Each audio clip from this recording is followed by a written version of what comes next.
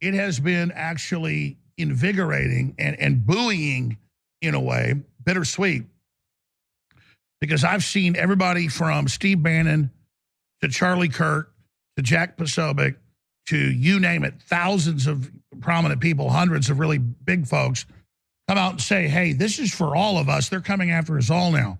And I have really seen the Republican Party go from us with an insurrection, not the one on January 6th, but the peaceful insurrection to take over the Republican Party 5-6 years ago, to now we are the Republican Party and our populist movement is winning. So yes, I'm being punished. Yes, I'm being attacked, but I expect that. He expects that. He's prepared for that. He wasn't prepared for him to accidentally use the term insurrection and stick his big foot in his mouth there. But Alex Jones, despite now having to pay something like $50 million to the families of those he defamed, the victims of of Sandy Hook, he's coming out of it excited to hear him tell it, because not only is he reinvigorated, but everyone on the right basically agrees with him now and agrees that this is persecution. So they're all one big happy bunch. And I think that's actually a fairly accurate read. I feel like the sorts of things that would have been specific to Alex Jones, frequently will hear on most right-wing news. Tucker Carlson is a little bit better held together, but I don't know. Have you heard the guy laugh?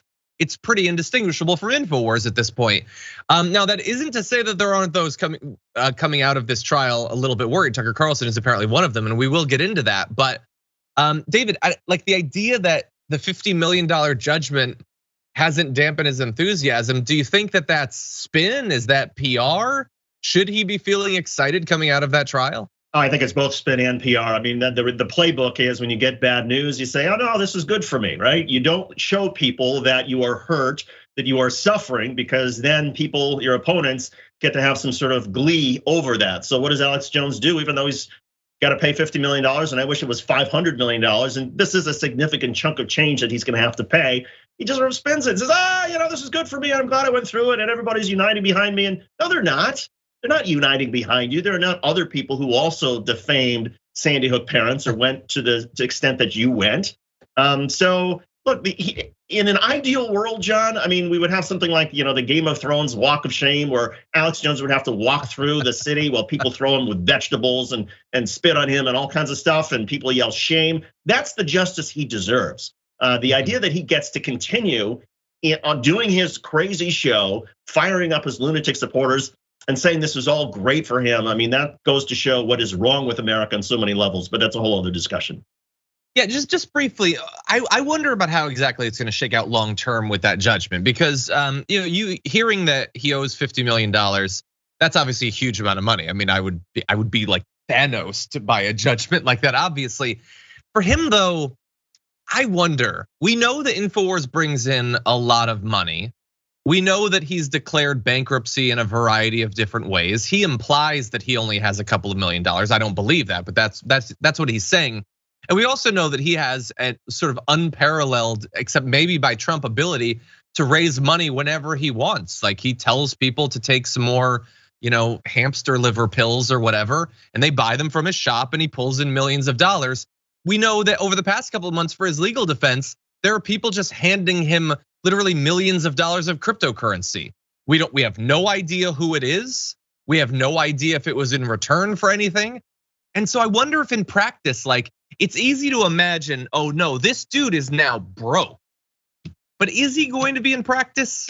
How much does it matter to Infowars as a company and to him personally? Or is he going to be able to use his, high-priced attorneys to figure out ways to space this out, shield some wealth?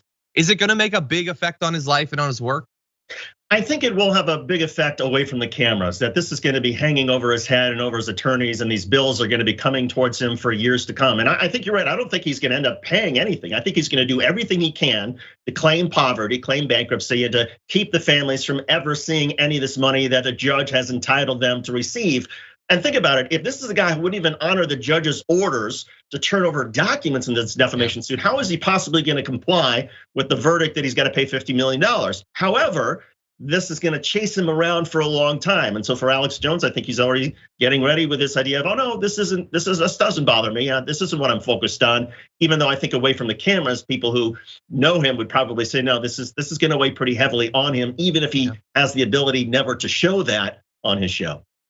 And just to clarify, let's say that in theory, he presents to the judge that I don't have the $50 million or whatever.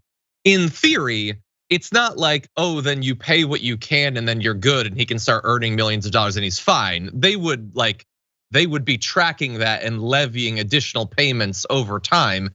And if it was found that he continued to have the money but wasn't paying, in theory, there could be other punishments, right? Yeah, there could be other punishments, and there could be, I suppose, criminal penalties if at a certain point he is found not to have paid even what a judge determines he should be paying, even if it's less than 50 million. But the other thing that Alex Jones has going for him is there's a cap on lawsuit damages in Texas. So he's got a couple of different legal avenues where he can challenge this judgment and say that it's not fair. And I imagine that if he wants to continue paying his lawyers for years, they can keep this bottled up for a long time, where Alex Jones just keeps doing his crazy lunatic show and say, oh, everything's great. And I suppose it's great for his lawyers because they're going to get paid for a long time to keep fighting this nonsense. Yeah, 100%. Just briefly, I want to throw out there because I happened to see this yesterday. We know that, as David alluded to, his phone was, I guess, accidentally turned over to the prosecutors in this case. So they have it. And now apparently the January 6th committee has it. And one person who reportedly is worried about this is Tucker Carlson. The Daily Beast says that he is blanking himself over the possibility that texts between him and Alex Jones will leak. Carlson and Alex Jones apparently trade text messages on a daily basis. If made public, the text messages would be highly embarrassing for Carlson. That's what they say. Although I will remind you that Media Matters did that amazing work several years ago where they found all of those tapes of Tucker Carlson on Bubba the Love Sponge over the years. And despite tape of Tucker Carlson talking about being attracted to 14-year-olds or calling Iraqis semi-literate primitive monkeys, none of that seemingly hurt him. So it would have to be something really bad in these text messages to get through. In any event, a reminder that Tucker Carlson and Jones have been friends for some time. He calls Jones more talented than I am. Admittedly, they, at the end of the day, basically have the same job. So I kind of get that. And Tucker Carlson wrote a quote on the back cover of Jones's The Great Reset. He's saying, maybe Alex Jones is onto something. Read this book and decide for yourself who's crazy. So I don't know. It's in theory, they could have been texting about January 6th or other stuff related to the election.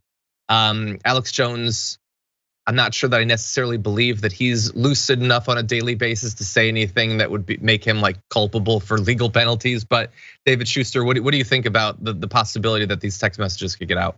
Well, my sense about having worked with Tucker many years ago and sort of knowing him from then is, look, so much of what Tucker does is an act. He sort of role plays in order to get an audience. And I wonder if maybe, and Alex Jones does to a certain extent does the same thing, that maybe what would embarrass Tucker and might hurt him. And I agree that so much of what could come out about him saying, bad names or calling people derogatory terms will not stick and hurt him.